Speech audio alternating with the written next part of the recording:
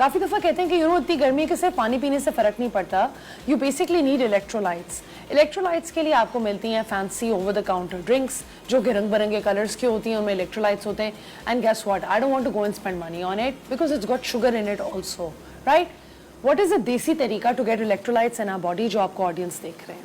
अच्छा, इसके लिए बहुत सारे ऑप्शंस हैं। ओके, अगर चाहे तो आप इंडोर हैं तो यू डोंट नीड इट, या ठीक है, आपने घर में पानी इस्तेमाल करें, दैट्स इनफ, आपके अपने मिनरल्स हैं और सोडियम वगैरह सब है। Got it. इलेक्ट्रोलाइट आप जब यूज़ करेंगे जब आप स्पोर्ट्स से फारिग होकर आए।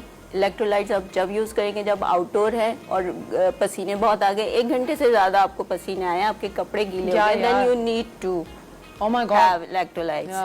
अगर आपको मोशन हो गए, गर्मी में अक्सर लोगों को हो जाते हैं, देन यू नीड इलेक्ट्रोलाइट्स। बच्चे बहुत ज्यादा खेल रहे होते हैं और गीले हो जाते हैं, तो उनको आप इलेक्ट्रोलाइट्स दें। बस ख्याल रखिए कि आपके कपड़े गीले हो गए या पसीना इतना आया है कि यू नीड नाउ मिनरल्स और जो एसेंशियल है। हर हफ्ते हो रहा होता है, तो फिर आप I feel so weak later. Yes, क्योंकि वो आपके मिनरल्स जो आपकी बॉडी में है वो सारे पसीने के थ्रू बाहर आ गए। अच्छा, देसी तरीका क्या है? छाछ, कच्ची लस्सी जिसे कहते हैं, उसमें नमक डाला आपने, अच्छा, पानी डाला, थोड़ा सा 2-3 स्पून दही ले लिया, ठीक है, और उसमें थोड़ा सा जीरा डाला, आपने उसे मिक्स किया, पी लिया, आपको उसमें हर चीज मिल जाएगी। नाइस। शिकंजबीन जिसे कहते हैं, लीमू का शरबत, आई लव इट। हाँ, शिकंजबीन काफी पीती हूँ मैं। हाँ, उसमें आप पुदीना डालें, इट्स अ गुड थिंग क्योंकि वो कूलिंग इफेक्ट भी देता है। आप जीरा डालें, थोड़ा सा शक्कर डालें या फिर आप उसमें शहद डाल दें, इट्स योर चॉइस। ओके, ठीक है। लेमन जब आप स्क्वीज करें तो आप देख लें कि लेमन 1 हो फॉर 1 पर्सन। आप क्योंकि उसमें अच्छी खासी विटामिन सी होती है। इलेक्ट्रोलाइट्स के साथ आपको एंटीऑक्सीडेंट्स भी चाहिए होते हैं, क्योंकि आपकी बॉडी में फ्री रेडिकल ज़्यादा आ जाते हैं, खून जमना शुरू हो जाता है, इन्फ्लेमेशन आ जाती है, तो फ्री रेडिकल हेल्प करते हैं आपको हल्का फील करने में। तो आपको विटामिन सी चाहिए तो फिर लेमन बहुत अच्छा है। आप बजूरी का शरबत हम देते हैं जिनको बहुत ज़्यादा कमज़ोरी हो जाती है, तो हम कहते हैं कि ठंडा है, इससे पेशाब आता है, जब आता है तो फिर आप ऊपर से जो ये शरबत पीते हैं, इसमें मग़ज़ियात होते हैं। मग़ज़ियात आपके जो प्रोटीन ज़ाया होता है थ्रू स्वेट और थ्रू एक्सेसिव यूरिनेशन, वो आपको वापस मिल जाता है। अच्छा, ये चीजें हो गई, ये देसी टुटके।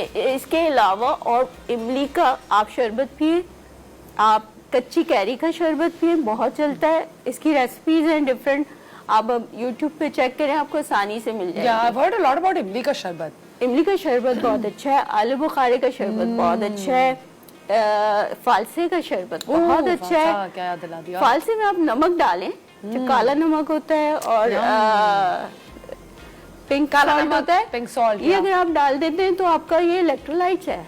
आपको पूरी जो आप, और अगर हम फालसे वैसे खा रहे हो विद काला नमक, इज दैट यस सेम? हाँ, लेकिन आपको वाटर कंटेंट साथ में रखना चाहिए, थोड़ा थोड़ा सिप करके पानी पीने, तो वो it's equivalent to what you are having. Okay, जबरदस्त। ओके, कौन सी हम कैफिनेटेड ड्रिंक्स कितनी हमें कम कर देनी चाहिए, कैफीन कितनी कम करनी चाहिए, और हम जब इन्फ्लेमेशन हमें होती है, इनफैक्ट कॉफ़ी का तो हम छोड़ सकते हैं, we already discuss this on the show as well कि हम कम कर दें।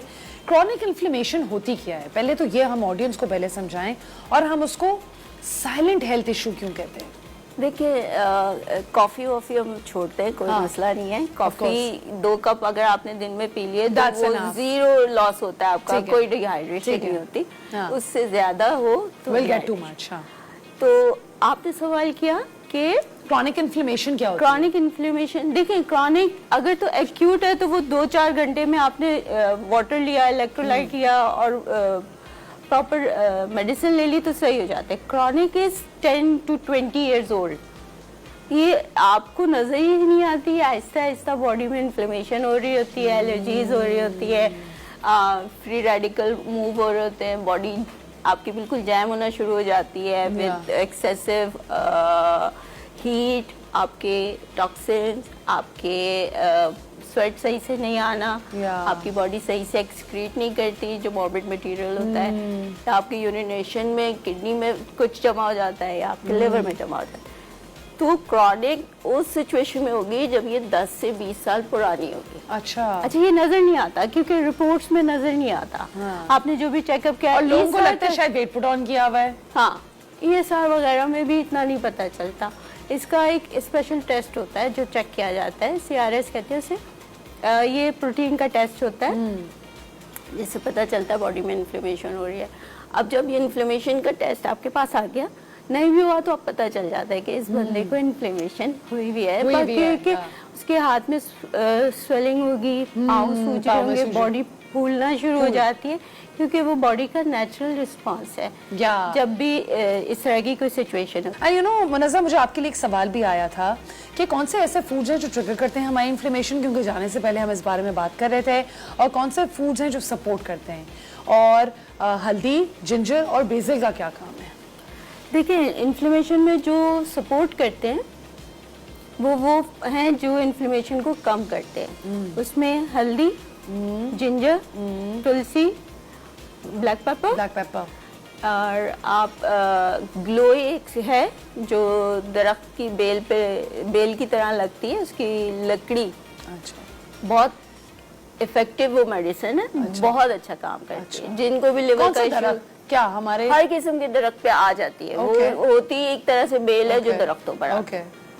वो बहुत अच्छा काम करती है। और इसके अलावा जो ट्रिगर करते हैं वो शुगर वाले मैदे से बनी हुई चीज़ें, क्योंकि हमारी बॉडी पूरी होलसम चीज़ें खाने के लिए डिज़ाइन हुई है। वो सिर्फ स्टार्च निकाल के खाना या उसका मैदा निकाल के खाना उसके लिए नहीं डिज़ाइन हुई। तो वो एक तो उससे शुगर रश ज़्यादा आता है, उससे इन्फ्लेमेशन आपकी बढ़ती है, शॉक में जाता है आपका लिवर भी कि ये एकदम से मुझे क्या ग्लूकोज मिल रहा है वो, तो वो इन्फ्लेम होती है। आप कोशिश करें कि इस तरह के कार्बोहाइड्रेट्स ले लें जो ऐसा ऐसा बॉडी उसको हजम करे, एक साथ ना हजम हो, तो वो स्मूथ जाता है आपका डाइजेशन।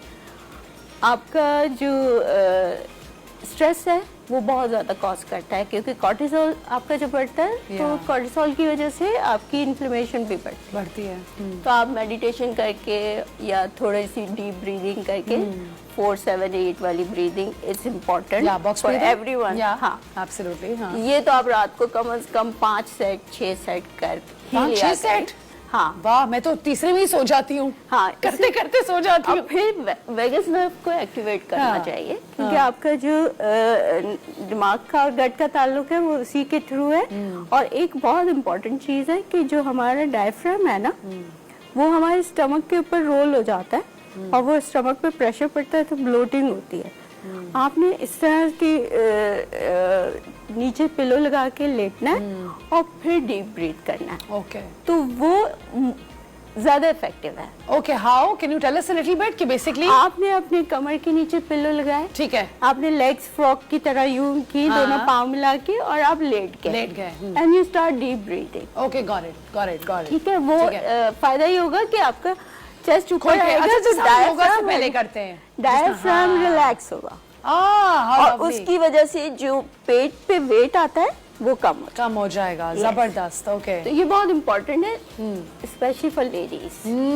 जेंट्स के भी पेट बहुत बाहर आ जाते हैं, वो इसी वजह से कि वो सही से ब्रीथ नहीं करते, और वो यहाँ पे प्रेशर आता रहता है, तो वो बेली ब्लोट। तो जेंट्स भी यही करें? जेंट्स भी ये करें, कम से कम पिलो रखें नीचे, चेस्ट को बाहर करके ब्रीथ करें, कम से कम 7-8 लंबे सांस लें, और फिर रिलैक्स हो जाए, फिर सोने चले जाए। डन। ओके, जबरदस्त। आपको देखेंगे आपके बेली पे बहुत अच्छा फर्क आएगा। जबरदस्त, ये तो बड़ा अच्छा है। I am gonna try this today as well. अच्छा, हम कौन सी 3 चीजें दिन में या रोजमर्रा की जिंदगी में ऐसी कर सकते हैं जिसमें हम इंश्योर करें कि हमें इन्फ्लेमेशन हो ही ना? अच्छा, इसके लिए मॉर्निंग शॉट जो बहुत चलता है वो कर लें, तमाम लड़कियां तमाम लड़के सब कर लें, आजकल की नीड है वो। ओके, उसमें आप हल्दी ले, जिंजर ले, आंवला लें। विटामिन सी नहीं है, आंवला विटामिन सी बहुत अच्छा देता है ना, तो आंवला नहीं मिलता तो आप लेमन स्क्वीज करके उसमें डालें, थोड़ा सा जीरा डालें और थोड़ी सी हल्दी और काली मिर्च डालें, ये आपने पी लिया, ठीक है। इसमें आप सिरका भी डाल सकते हैं, या आपने शॉट पीना है, अपने लिवर को एक्टिवेट करना है। लिवर एक्टिवेट होता है तो बहुत सारी चीजें क्लेंज होना शुरू हो जाती है। बिल्कुल। इसको आप पानी में डाल के भी पी सकते हैं, इसको वैसे भी पी सकते हैं। ओके, एक हो गया। हाँ। दूसरा, मेडिटेशन बहुत जरूरी है। जो लोग कहते हैं टाइम नहीं है हमारे पास करने का, भाई 5 मिनट निकालो अपने लिए, 10 मिनट निकालो, आधा घंटा निकालो, जितना इजी है कर लो। हाँ।